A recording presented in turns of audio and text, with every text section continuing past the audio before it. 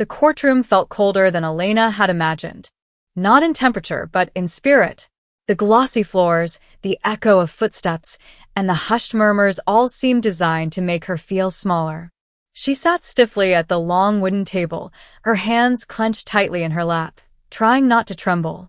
Across from her, Victor, her ex-husband, sat with all the confidence of a man who had already won. His navy blue suit looked tailored and expensive, a stark contrast to the anxiety that twisted inside Elena's stomach. He looked like a man giving a business presentation, not like someone trying to take a child away from her mother. Victor leaned forward slightly as the judge entered.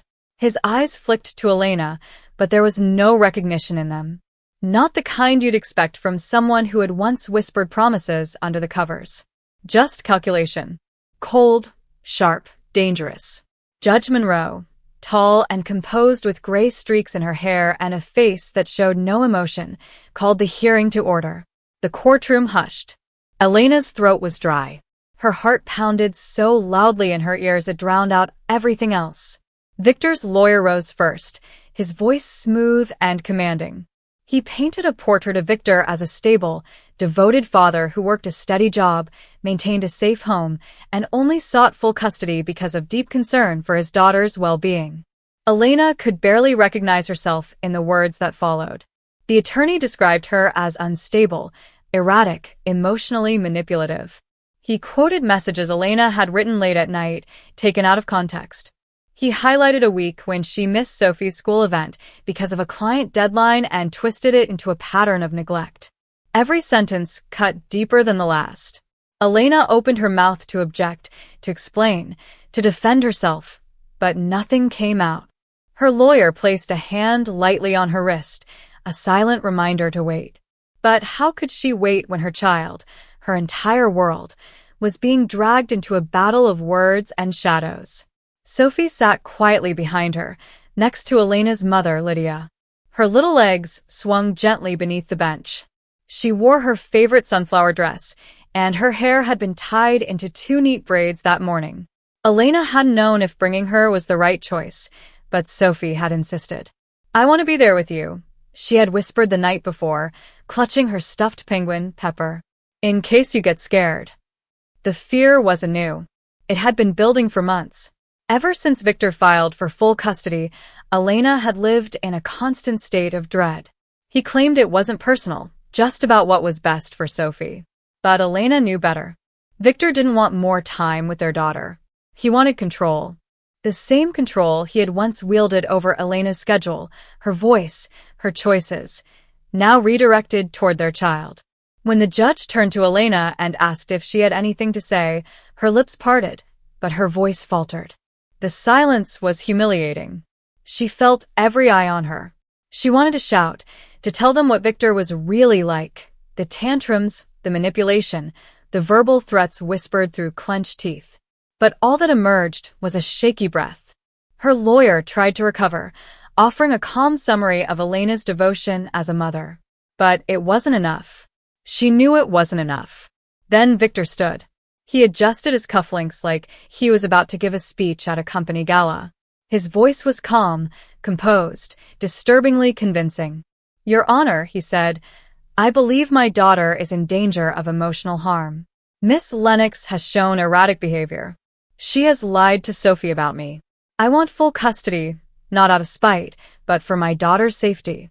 The air left Elena's lungs. She turned instinctively toward Sophie. Her daughter's eyes met hers. Big, brown, and far too wise for her age. That look held her together. But before she could even register her next thought, a voice rang out, small, clear, but unmistakable. "Your Honor," Sophie said, standing from the bench, "I brought a video from Daddy's phone. I think you should see it." A wave of stunned silence swept across the room. Heads turned. Even Judge Monroe blinked, caught off guard. Victor's face went pale. Elena froze. She hadn't known about any video. She hadn't known Sophie had even taken his phone. Her heart twisted as fear surged through her. What had her daughter done? Sophie stepped forward, holding her school tablet in both hands like it was a shield. She didn't look scared. She looked determined. "It's from last weekend," she said. "He thought I was asleep, but I wasn't. I heard him. I thought if you didn't believe Mommy, maybe you'd believe him." Elena's chest cracked open. She didn't know what the video contained. She didn't know what Sophie had captured. But one thing was clear. The story was about to change. Judge Monroe's eyes narrowed slightly as she leaned forward. "Miss Lennox," she addressed Elena's attorney, "do you have any knowledge of this video?" Elena's lawyer looked just as surprised as Elena herself. She shook her head gently and replied, "No, Your Honor.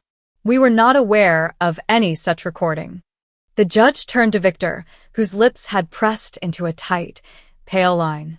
"Mr. Rowe, is there any objection to this evidence being presented?" Victor hesitated. For the first time all morning, he did not look like a man in control. His eyes darted towards Sophie, who still stood firm, tablet clutched to her chest. "She's just a child," he said, voice rough. "She doesn't know what she's doing. This is highly irregular." "It's her own video," Sophie replied, cutting in gently. "I recorded it. And it's about me. Please, I want you to see it." Judge Monroe studied the little girl for a long moment, then gestured toward the bailiff. "Have the device brought forward." Sophie carefully handed over the tablet. Her hands trembled, but she kept her chin high. Elena's stomach twisted. She didn't know whether to be terrified or proud or both. What was in that video? Why hadn't Sophie told her? The tablet was connected to the courtroom screen. Mr. Cross, the court recorder, pressed play as instructed. The video opened with a dimly lit room, Victor's living room. The camera angle was slightly tilted, grainy. A soft rustle of blankets could be heard, and then Victor's voice, unmistakable. "I don't care what the court says," he hissed. "She's not getting Sophie. She can cry all she wants, but I'm done playing nice. I'll make her look insane if I have to." There was a silence, and then another voice, someone unseen. "But isn't that dangerous, Vic? I mean, she's her mother." Victor laughed. Cold. Sharp. Cruel. She was good for child support and errands. Now she's just in the way. A gasp broke out in the courtroom. Elena's hand shot up to cover her mouth. Her entire body went numb. Every whisper, every lie she had tried to defend herself against, it was all there. In his own words, the video continued. Victor again. "You want full custody? Easy. All you need is the right narrative. She's emotional. She cries easily. She's anxious. Bam. Let the court eat it up." Someone else chuckled in response, then said, "Man, that's low, even for you." Victor shrugged in the frame, walking past the camera. "You want control? You've got to play the game. And I play to win." The video ended. The silence that followed was suffocating. No one moved. No one spoke. Victor looked like he'd been turned to stone. The color had drained from his face completely. Judge Monroe adjusted her glasses, then slowly turned to him. "Mr. Rowe," she said, her voice quiet but icy. "Do you have an explanation for what we've just heard?"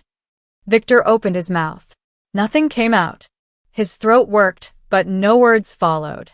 The courtroom waited, still and breathless. Elena felt her heart pounding against her ribs. Not from fear anymore, but from a surge of something she hadn't felt in weeks, hope. Real hope. Lydia leaned forward and gently placed a hand on Elena's shoulder. Behind her, Sophie had sat back down, her legs swinging again, calm as ever. Her daughter, their daughter, had just turned the tide of everything. Judge Monroe cleared her throat. "We will take a 10-minute recess," she said. "When we return, I will consider whether to dismiss Mr. Rowe's petition for sole custody based on this newly introduced evidence." The gavel struck once, sharp and final. Elena stood slowly, still absorbing the moment. Her knees felt unsteady, but her spirit didn't. She turned and knelt beside Sophie. "Why didn't you tell me?" she whispered. Sophie shrugged. "I wanted it to be a surprise. I knew they'd believe him unless they heard him." Tears welled in Elena's eyes. She kissed Sophie's forehead, holding her close, and whispered back, "You're my brave girl." The courtroom emptied around them, but Elena stayed still, holding Sophie like a shield and a gift all at once. Because no matter what came next, the truth had finally been spoken, loud and clear. Victor stormed out of the courtroom like a man on the edge of unraveling. His once confident stride had devolved into sharp, erratic steps, his hands twitching at his sides. Elena watched him from a distance as he paced the hallway like a caged animal, talking furiously into his phone. Every so often, he would glance toward the courtroom doors, his jaw clenched. But it no longer mattered what he planned to say. The damage had already been done, by his own voice. Inside the waiting room, Elena sat on the worn beige sofa, Sophie curled beside her, drawing shapes in a notebook with a borrowed pen. Lydia sat on the other side, rubbing Elena's back in slow circles like she used to when Elena was a child and too sick to sleep. The three of them sat there in quiet solidarity, their bond unshakable despite the storm Victor had tried to bring upon them. "Do you think the judge will believe me?" Sophie asked, eyes still focused on the page. Elena looked at her daughter, her heart swelling. "She already does, sweetheart," she said softly. "You were braver than any of us today." Sophie didn't smile, not fully, but her hand stilled for a moment. That was enough. Across the hall, Victor's lawyer, now visibly shaken, paced a different line. The man had spent weeks building a case based on a character assassination. And now the entire argument lay in shambles, exposed by a child's recording. Back in chambers, Judge Monroe reviewed the footage a second time. She took notes. Her face was unreadable, but her eyes, sharp and steady, told a different story. She had seen lies before, but rarely did they come with such clarity from the very lips of the accuser. When they were called back into court, Elena's heart thundered in her chest. Victor returned with his head lowered, no longer the proud architect of destruction.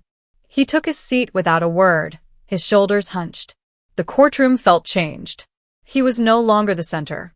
Sophie was. Judge Monroe cleared her throat and began. After careful review of the submitted video evidence, she said, "It is clear that Mr. Rowe has knowingly attempted to manipulate this court and misrepresent the emotional and psychological fitness of Miss Lennox as a parent. His intent, as stated in his own words, was not to ensure the well-being of the child, but to exact control through deception." Elena's breath caught. Therefore, the judge continued, "The petition for sole custody by Mr. Rowe is hereby denied in full." Gasps erupted behind them. Victor sat motionless. Furthermore, Judge Monroe added, "The court sees reason to revisit the shared custody agreement currently in place. Based on the evidence provided, I am ordering a temporary suspension of Mr. Rowe's unsupervised visitation until further review by a family welfare specialist. An investigation will be opened into any psychological or emotional coercion that may have occurred during the course of this case." Elena turned to look at Sophie. Her daughter sat perfectly still, her face pale, her hands clutching her knees. Elena reached for her, squeezing her hand tightly. Sophie turned and gave a small nod, as if to say, "It's okay now." Victor stood abruptly. "This is a mistake," he blurted. "That video was taken out of context. She doesn't know what she's talking about." "She's just a kid, Mr. Rowe," Judge Monroe said coolly. "If you raise your voice again, you'll be removed." Victor sat back down, but his mask had fully cracked. His anger was raw, exposed, and undeniably real. Elena didn't speak. She didn't need to. The truth had spoken for her. After the ruling, Elena stepped into the hallway and exhaled a breath she felt like she'd been holding for months. Reporters weren't there. Friends didn't show up with flowers. But she didn't need them. She had Sophie's hand in hers and her mother's arms around both of them. For the first time in years, she didn't feel like she had to keep looking over her shoulder. Later that evening, Elena tucked Sophie into bed. The girl was exhausted, emotionally drained, and barely able to finish her prayers. As Elena turned to leave the room, Sophie whispered, "I wasn't scared, Mommy." "I know, love," Elena whispered back. "But I was.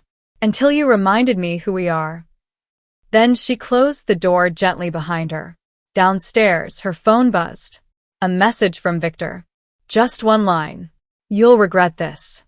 Elena stared at it. Then she deleted it without replying. She was done being afraid of him. The days following the court hearing were strange and quiet. No police. No calls from lawyers. No sudden knock at the door. For Elena, silence had always been something she associated with anxiety. Those drawn-out pauses before Victor's rage, the stillness before an argument would erupt.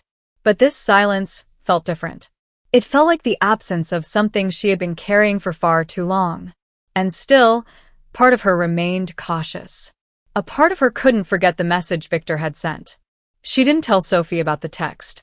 She didn't want that shadow touching her daughter's peace. Instead, she poured herself into rebuilding their routines. Morning walks to school. Homemade dinners. Soft music in the background instead of whispered dread. Elena's body moved with calm now, but her mind remained half alert, watching for the flicker of chaos to return. A week later, she found scratches along the side of her car. Not deep. Not even enough to raise suspicion from a bystander. But Elena knew. She had parked in the secured section of her building. The cameras conveniently had been disabled that night. And though no one left a message, the silence once again spoke volumes. She documented it. Called her lawyer. Reported it quietly. Victor didn't reach out again directly.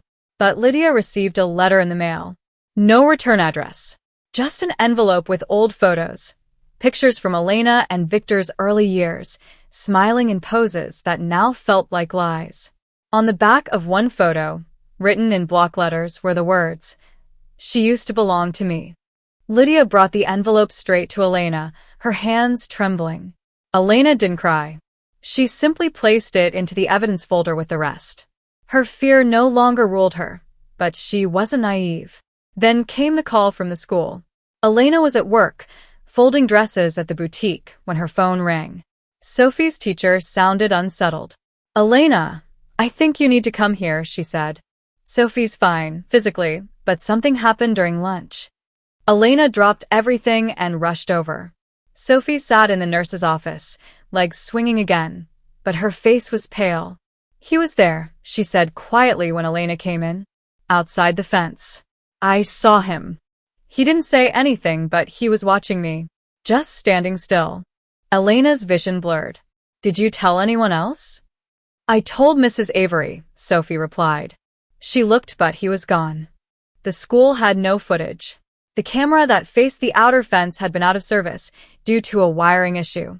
Elena didn't even feel surprised. She filed another report. Called her lawyer again. This time, her voice didn't shake. "We need a restraining order," she said. "Today." That evening, she sat beside Lydia on the couch, watching Sophie sleep on the other end. "He won't stop," Elena whispered. "Even after the court. He won't let go." Lydia nodded slowly. "Because he lost control. And for people like him, that's worse than losing love." Elena rested her head on her mother's shoulder. "I'm tired of surviving. I want to live." "You are," Lydia whispered back. "You just haven't realized it yet." That night, Elena stood at the window long after the world went dark. She watched the street for any shape, any shadow. But no one came. Still, she kept the light on. Not because she was afraid, but because she refused to go back into darkness. A month passed. The restraining order had been filed, approved, and delivered. Elena finally felt like the law had drawn a clear line in the sand. And for the first time, Victor had not crossed it, at least not visibly. Sophie started smiling more often again, her drawings at school no longer featuring shadowy figures lurking in the background. But Elena never truly relaxed. She knew men like Victor didn't vanish. They waited. Then, on a Tuesday morning, Elena received a call from a blocked number. She normally wouldn't have answered, but something in her gut made her swipe the screen. Elena Lennox? She recognized the voice instantly. Victor's mother. "Yes, Mrs. Rowe," she said tightly. "What is it?" "He's not well," the older woman said, voice dry. "You know that. But he's getting worse. You need to be careful." "I already am," Elena replied. "No," the woman insisted. "More than you think. He's convinced you and Sophie ruined his name. He's been drinking, rambling. He's angry at everyone, but mostly at you. I told him to get help. He won't listen. Elena closed her eyes. Why are you telling me this? There was a long pause on the other end, then a quiet admission. Because I'm afraid of what he might do. The line disconnected. That evening, Elena didn't go home. She picked up Sophie from school, took her straight to Lydia's, and called a friend to stay at her apartment overnight. She knew something was coming. She just didn't know when. It came 2 days later. Victor showed up at the boutique. It was early, just before opening. Elena had arrived early to finish a shipment. The lights inside were dim. The bell above the front door hadn't even been turned on. But she heard the knock. 3 taps. Measured. Slow. Elena's body froze. She peeked through the window behind the curtain, and there he was, standing on the sidewalk, hands in pockets. Calm. Smiling. She reached for her phone, pressing the emergency button. The call went through immediately. She gave her address, whispered his name. The operator said help was on the way. Victor didn't move. He just kept smiling, like he had all the time in the world. Then, slowly, he pulled something out of his pocket. A picture. Sophie's school photo. He held it up against the glass like a threat disguised as sentiment. Elena stepped back, locked the inner office door. She stayed hidden, heartbeat pounding in her ears, until she heard the sirens. When the police arrived, Victor was gone. But he had left the photo on the ground. Scribbled in ink across the bottom were the words, "Family should stay together." The officers took her statement. They collected the photo. Her lawyer called a judge for an emergency hearing. Elena showed them the text, the school incident, the scratched car, the picture. It was enough. Within 48 hours, Victor's visitation rights were officially terminated. He was ordered to attend a full psychiatric evaluation and complete a court-monitored rehabilitation program before any future contact could even be discussed. But Elena knew he wouldn't go quietly. So she did something else. She contacted a journalist. A friend of a friend, someone who ran a small but reputable investigative blog. She gave them the court recordings, the transcripts, the screenshots of Victor's texts, the full story. It went viral in less than a week. He called her unfit, until her daughter played the video that exposed him. Suddenly, Victor wasn't just a bitter ex-husband. He was a story, a cautionary tale. And Elena? She became something else entirely. Not a victim, not a target, but a voice. A voice for women who were still living with shadows. When she walked Sophie to school one morning, a stranger stopped her. "I read your story," the woman said, her eyes damp. "Thank you." Elena nodded, too choked up to reply. She simply reached for Sophie's hand. They walked on, and this time, neither of them looked back.